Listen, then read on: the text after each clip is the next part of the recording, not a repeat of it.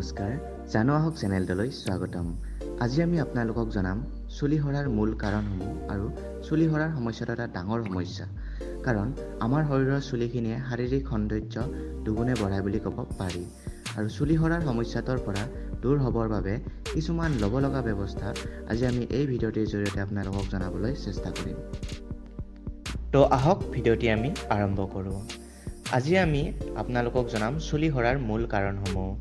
Number 1, ৰক্তহীনতাৰ কাৰণে চুলি সৰিব পাৰে। নম্বৰ 2, অপুষ্টিৰ কাৰণে চুলি সৰিব পাৰে।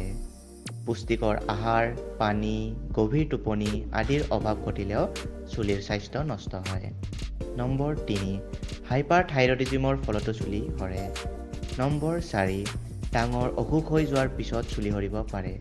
নম্বৰ 5, চুলিৰ গুৰিবিলাক বেছিকৈ ঘামি থাকিলেও চুলি সৰিব পাৰে। নম্বৰ 6, উফি হ'লে চুলি সৰে। নম্বৰ 7, তিতা চুলি মেলি নিদি কাপোৰেৰে বান্ধি ৰাখিলেও চুলি সৰে বা তিতা চুলি ফণিয়ালেও চুলি সৰিব পাৰে। নম্বৰ 8, কিছুমান তেল, শ্বেম্পু আদিয়ে মূৰত এলাৰ্জিৰ সৃষ্টি কৰিলেও চুলি সৰে। নম্বৰ 9, বংশানুক্ৰমেও চুলি সৰিব পাৰে। আৰু এতিয়া নম্বৰ 10লৈ আহিছোঁ। ট্ৰাইকোটিলেমিনিয়া, যিটো হৈছে এটা মানসিক ৰোগ। এই ৰোগত ভগা লোকে নিজৰ চুলি নিজেই টানিলে সহজে ছিঙে।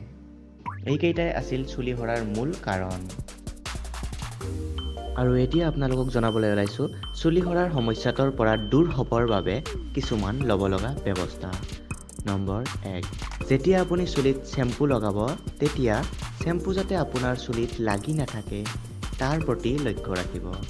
নম্বৰ 2, যেতিয়া আপোনাৰ চুলিখিনি তিতি থাকিব তেতিয়া চুলিখিনি জৰেৰে আঁচুৰিব নালাগে। নম্বৰ 3, তিতা চুলি শুকুৱাইহে বান্ধিব লাগে।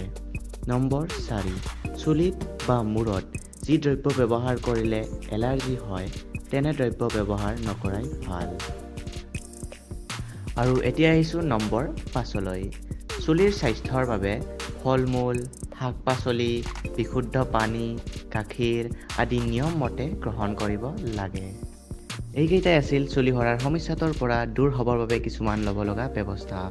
আৰু এই ভিডিঅ'টি শেষলৈ চোৱাৰ বাবে ধন্যবাদ। আৰু যদি আপোনালোকে এই ভিডিঅ'টি চাই ভাল পাইছে তেতিয়াহ'লে লাইক কৰিব, শ্বেয়াৰ কৰিব আৰু লগতে ছাবস্ক্ৰাইব কৰিবলৈ নাপাহৰিব।